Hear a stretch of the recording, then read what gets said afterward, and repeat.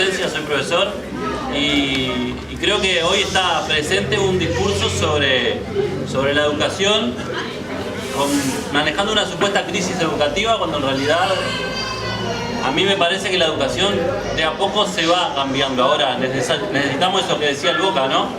Un cimbronazo, en definitiva, un cambio real. Así que bueno, se lo pregunto también como precandidato, ¿qué propuestas a nivel educativo te parecen a vos, Boca, que hay que impulsar para lograr una mejor educación para el pueblo y para la clase obrera? Una fácil, una fácil.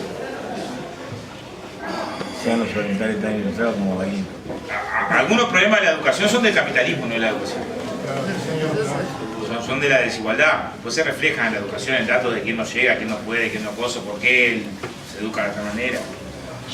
Yo sí, se me desafía mucho desde el punto, pero sí meterme para a torear en términos de que en todo caso es la universidad autónoma y gobernada. Me parece que en un proceso de desenclaustrar también hay que polemizar desde el punto de vista epistemológico si está bien que el conocimiento de las ciencias sociales tenga que estar en componentes autónomos y fragmentados de ciencia política por allá, economía por acá, derecho por el otro lado, o tendrías que ir a un ángulo mucho más integral de hipótesis de teoría del conocimiento. Y en un momento donde el conocimiento deviene fuerza productiva porque hay una transformación científica tecnológica, también discutir de ahí relaciones de poder. El conocimiento, y que en última instancia se va a determinar si este conocimiento, que también es parte de una relación de poder, se piensa para distribuir o se piensa para concentrar. O sea, ahora no es un problema que lo resuelva solamente desde el ángulo de la gestión educativa, es un problema del capitalismo y las relaciones desiguales en la sociedad, bastante más complejo, en términos conceptuales de mirada larga. Después tenemos problemas más reivindicativos inmediatos. Algunos los he tirado estos días. Yo estuve conversando con Notaro y con un movimiento no confiscatorio. Eso debemos confiscar el capital. Yo estoy de acuerdo con lo que decía Rodrigo. O sea, en el momento de decir, muchachos, dejá de joder con la renta tierra, es nuestra. Y en el momento de que pegar el cambio radical, pero con un movimiento no confiscatorio del impuesto al patrimonio, de un movimiento de la tasa, nos permitiría becar a un tercio de los estudiantes más pobres de secundaria. ¿Esto resuelve el problema del capitalismo? No, pero esto te da dimensión social a un conflicto que hoy nos ubican de que el problema de quien no estudia es un problema de gobierno frente amplio. Y quien deja de estudiar, en general deja de estudiar porque está en la recontra luna, tiene que ir a cuidar a su hermano, a laburar, a hacer una changa. Entonces también precisamos banderas de lucha. A la vez que precisamos reflexionar, y yo no le esquivo el bulto a esa discusión conceptual que tenemos que dar, porque si no damos nunca quedamos como a los bandazos. Precisamos banderas que articulen la lucha actual, identifiquen contra quién hay que luchar, actual, porque vamos a perder si vamos con una bandera de impuestos suelta. Nosotros tenemos que poner a los grises que están pasando mal, el padre que está sin trabajo, que no tiene remedio, y eso es lo que está en el centro, lo que está para resolverse. Y tenemos que aclarar para que eso se resuelva, salvo que se dé una circunstancia muy mágica de un crecimiento a tasa china porque explote no sé qué cosa, la tensión redistributiva para eso va a ser gigante. Y en la tensión redistributiva sabés dónde empezás también. Sabés dónde empezás, no sabés dónde terminás. Porque las clases dominantes en la historia han tenido posibilidad de mostrar que cuando radicalizan también se van para buena. Los terratenientes que habían conseguido en la década del 20 con la NEP algún espacio de fuerza y de poder, cuando avanzó mucho hasta que mataron a toda la vaca, a todos los caballos, no sé qué, y la plata no importa. O sea, también son sectores que no es que vas y medí un poquito y saqué, pero vos te preparás para una batalla teniendo en cuenta todas las dimensiones de la batalla, porque si no sería una... No que la vas a ganar de antemano, porque si no se... Ninguna batalla sabes si va a ganar de antemano, pero por lo menos vas preparado en términos de organización, conciencia para cuáles pueden ser las relaciones. Algo nos mostraron este año. No se animaron a dejar sin comer a Montevideo. Pero estuvieron ahí, ¿no? Y se llegaron a animar a ir a desmantelar un conflicto obrero, que hicieron un conflicto obrero del interior lejano donde había 7 paisanos. Pero también fue una mojada de oreja pesada en términos de hasta dónde llegan los sectores dominantes. Pero bueno, me parece que es casi el tema educación para otra actividad grande, para hablar hondo, en términos de que tiene muchísima faceta la discusión del proceso educativo, las transformaciones necesarias del proceso educativo, de la reivindicación del pensamiento crítico y de que educás también en términos de que tiene esa contradicción, la educación de reproducir el modelo, pero también el conocimiento genera componente de ponerle la crítica, de las dos cosas simultáneas, y fortalece más una u otra también en función de la lucha que generé. Puede ser un hervidero de gente para emancipación, los que salgan de la universidad, o puede ser un hervidero de anestesistas que salgan a hacer plata. Y ese también es un problema en el sentido de cómo atraviesa desde el punto de vista ético. Nosotros tendríamos que interrogar ahí. ¿Por qué no conseguimos foniatra para el sanatorio del Cerro, el público, que paga 10.000 pesos menos hoy por los presupuestos que tiene que el campo que está enfrente? Y quedan los gurises más pobres sin esa posibilidad de atención. Estamos preguntando también. No para despreciar la lucha por mejor presupuesto para la salud. Pero no te estamos pidiendo que vayas a pelear contra el ébola. Tenemos ahí una relación contradictoria que también está bueno irla generando en tensión, ¿no? En tensión, porque también con esos gurises que hoy aprenden a hablar temprano para no quedar machucados en todo el proceso educativo, son con los que mañana vamos a generar la cuestión del pan y de la rosa. Yo quería preguntarte si en realidad esa parte de la reforma educativa de la que él hablaba también tiene que ver un poco, en realidad la parte de la carencia educativa se debe también un poco a ese proceso de exclusión social que venía acompañando un proceso de automatización del país, en el cual se establece una reforma educativa también acompañando ese proceso de automatización del país. Y hoy yo encuentro mucha gente adentro del Frente Amplio. Para mí no hemos llegado a quebrar la línea de desempleo en la sociedad que produjo también de alguna manera ese proceso de automatización empezado por el gobierno de la calle para adelante. Y encuentro gente diciéndome que soy un loco y que yo cuando planteo que esa línea hay que cambiarla, que no hemos logrado quebrarla como fuerza política, hay mucha gente que me plantea que yo tengo que adaptarme a un proceso de automatización del país porque eso es parte de los cambios que se vienen gestando a nivel mundial hace más de 20 años. ¿A vos te parece que como fuerza política nosotros tenemos que adaptarnos a la automatización del país y no tratar de cambiar la línea de automatización donde hay 10 máquinas y un obrero? ¿Te parece que una empresa que invierte $100 millones en instalarse en este país, si yo le digo vos tenés que sacar 10 máquinas y meter 40 obreros más a trabajar, se va a ir a la mierda? ¿Va a levantar todo, se va a desmantelar y se va a ir? ¿Tengo que adaptarme yo a un proceso de automatización del país? ¿Está entendido? Pregunta, ¿no? Capaz que contamos todo el final. Bueno, sí. En el siglo pasado Uruguay atravesó dos crisis económicas que terminaban en dictadura, ¿no? La crisis del modelo vallista de Valle Ordóñez desembocó una dictadura casi sin resistencia popular. La crisis del modelo agroexportador de Valle Verde terminó también con una crisis con resistencia popular. Si este modelo genera una crisis, adoptaremos la teoría de que frente a la crisis tenemos solo dos caminos, capitalismo y socialismo, y que no es válido el camino del medio como pensaba Lenin, o hay una posibilidad de resolver esto por el camino del medio. ¿Han dado preguntas? No, lo voy a decir igual. ¿Podés contestar esa? Está difícil. Yo muy breve, ¿no? Yo creo que las salidas son las fuerzas que tenés para salida.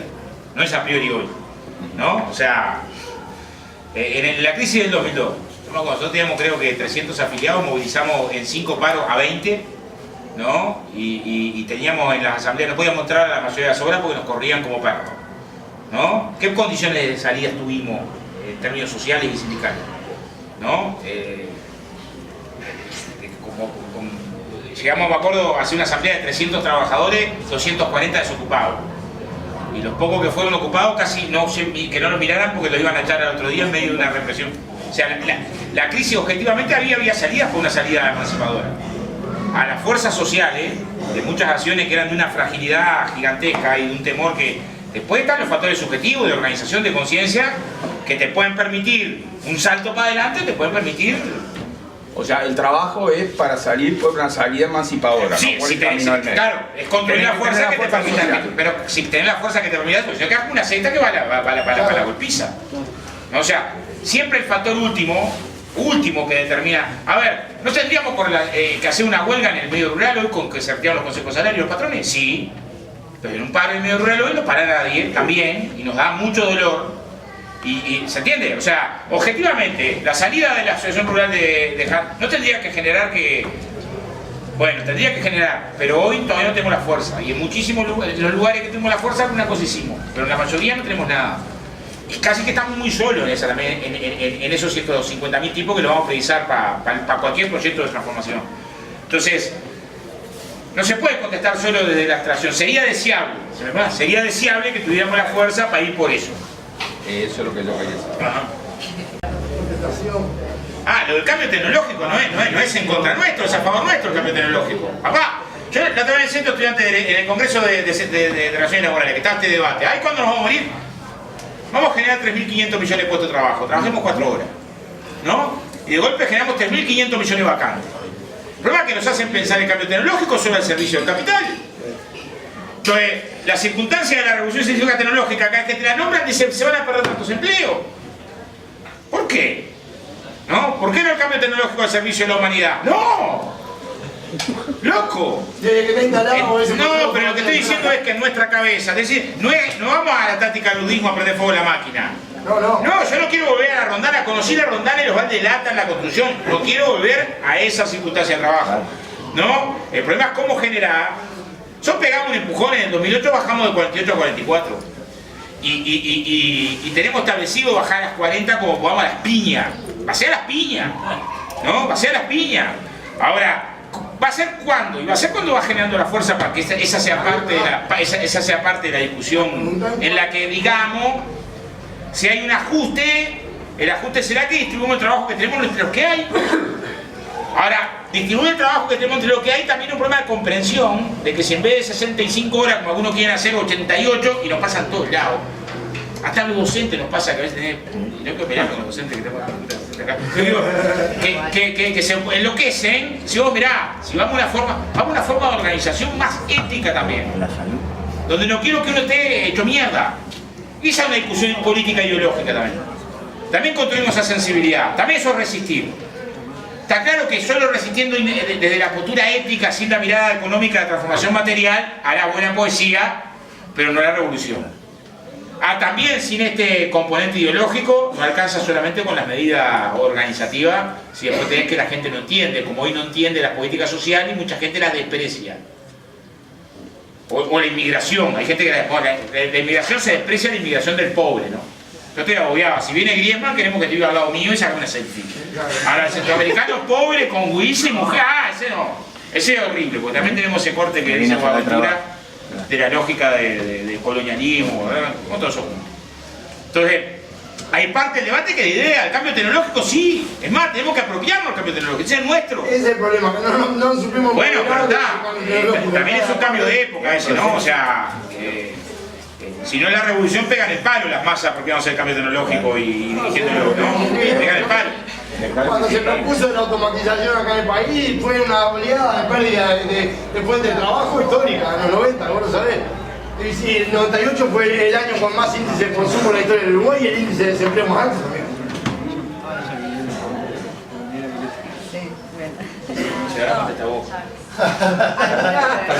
Yo voy a hablar después, pero la pregunta era que me quiero.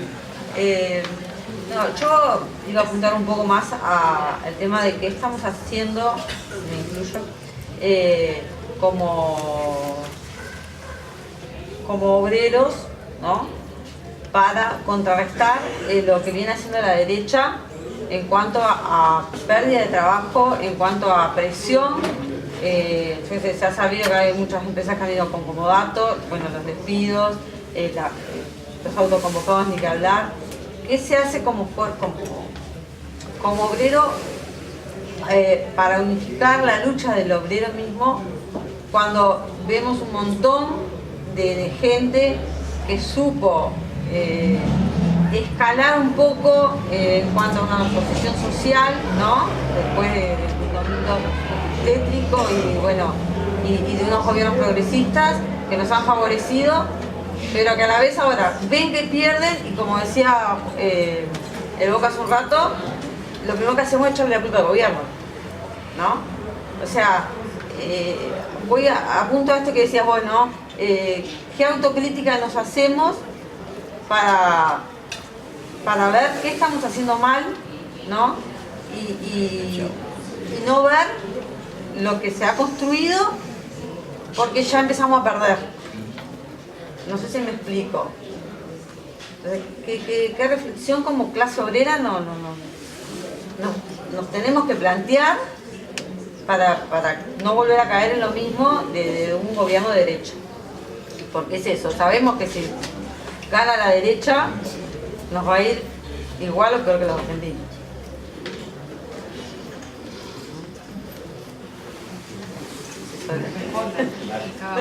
Bueno, yo arranco y después le hacemos la respuesta a vos.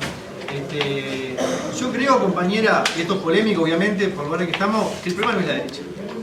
El problema fundamentalmente es el metabolismo del capitalismo en Uruguay. Esté Astori, Esther Beleche, usted Pato Donald en economía, si el capitalismo no puede sostener el pacto de clase y no puede albergar demandas populares en el Estado, nos va a partir al medio. Esté quien esté. El tema es quién personifica ese ajuste. Y evidentemente, si hay una fuerza de izquierda en el gobierno, la forma en la cual ese ajuste se va a procesar va a ser diferente. Pero si no avanzás en los principales nudos del poder económico y político, el ajuste lo aplicás igual. El caso paradigmático de Venezuela. La crisis de Venezuela no es solamente la injerencia del imperialismo, que sin duda está.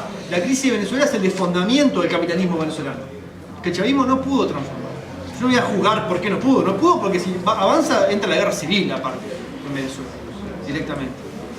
Pero hay un desfondamiento de las bases de un Estado y las bases de una sociedad y una economía, que es la que se traslada después en forma de ajuste. Y ahí lo que nos queda a la clase trabajadora es, digamos, Venezuela está como una especie de lo que era Cuba en el periodo especial. La diferencia es que la burguesía maneja la economía y no es una isla, y tiene la burguesía adentro conspirando políticamente. Pero tiene que organizar el desastre económico, tiene que organizar la precariedad y la carencia. Una cosa es organizarlo con los controles de la economía, racionando, ajustando como ajustaría una familia, es decir, preservando las condiciones mínimas de subsistencia, y no ajustando como ajusta el capitalismo, que es mandando al 20% de la población a la basura, como hicieron en el momento de Uruguay. Pero nuestro problema es más que político, es más que elencos políticos. Es de estructura, es de proceso histórico. Por eso las capacidades políticas que tenemos que desplegar son de una fuerza muy, muy grande. Porque tienen que detonar ahí, en la estructura misma del capitalismo uruguayo. Porque ahí viene el ajuste. Respecto a esto yo quería decir una cosa para aclarar un poco la perspectiva mía, que siempre queda como medio derrotista, queda como que, está complicado la cosa, loco, con eso que estás diciendo. ¿Qué hacemos, no? Como que la desesperanza, como en cierta medida desesperanzador. En ese sentido yo creo que la tenemos difícil nosotros, porque nos tocó bailar con un capitalismo de mierda, en realidad. El capitalismo de América Latina es una porquería. Y es un barril de pólvora que explota cada 25 años. Y a todos les explota las manos. El camino del medio que planteaba el compañero, si fuera posible, creo que todos iríamos para ahí. ¿Qué burguesía no quiere ser Escandinavia? Ser un país escandinavo y tener a todo el mundo contento. Si la burguesía pudiera mantener acá un capitalismo de tipo primermundista, progresista hasta el infinito, lo haría. Porque nadie quiere poner la cabeza arriba de un plato para que se la corten. Porque nosotros estamos complicados, pero la burguesía de la derecha está más complicada que nosotros. Porque esto no es fácil. El macrismo ahora, el ajuste que está haciendo, está poniendo su cabeza en una bandeja para que se la corten. La derecha brasilera no tiene candidato. La burguesía brasilera no tiene candidato. Lula no es el candidato de la derecha, obviamente, y tampoco lo es Bolsonaro. Lo que estoy diciendo, nosotros estamos complicados políticamente. Aguantar lo que se viene y todo eso. Pero ellos están mucho más complicados, porque en el fondo no tienen nada para ofrecernos. Lo único que tienen para ofrecer como clase es la pauperización, es la descomposición social, es la inestabilidad, es el desorden. Los únicos que podemos poner en orden acá, y creo que hay que robarle el discurso del orden a la derecha, hay que robárselo, somos nosotros, es la clase obrera. Pero para eso tenemos que tener un desarrollo de clase que se plantee como clase para la conducción nacional, que sea capaz de emprender las tareas que la burguesía nunca va a emprender en América Latina y en Uruguay. Por eso la perspectiva estratégica es fundamental también. Claramente que la perspectiva estratégica nace de las luchas inmediatas, pero hay que tensionarlo a eso. Hay que estar permanentemente tensionando la lucha inmediata hacia lo estratégico, la reivindicación inmediata hacia pensarse como clase que va por todo. No vamos por salario solamente, vamos por todo, vamos por ustedes, le vamos a cortar la cabeza. ¿Por qué? ¿Porque somos malos? No, porque ustedes tienen que estar a nosotros. Y no nos vamos a replegar. O sea, es una cuestión de sobrevivencia. Y como sociedad, si se imponen ellos, lo que nos espera es la descomposición social. Pero para enfrentar eso hay que hacerse cargo, hay que poner todo arriba de la mesa. Hay que dejar de ser parte y dejar de ser subalternidad para hacer todo. Para superar la propia condición de clase. Evidentemente esto es, políticamente es un desafío brutal, pero no tenemos otra. Y no tenemos más a dónde replegarnos. Esa es la gracia de la revolución. Que ellos nunca se van a salvar de nosotros. Porque nos precisan, nosotros nos precisamos a ellos. Estamos, sigamos contestando. Comencemos.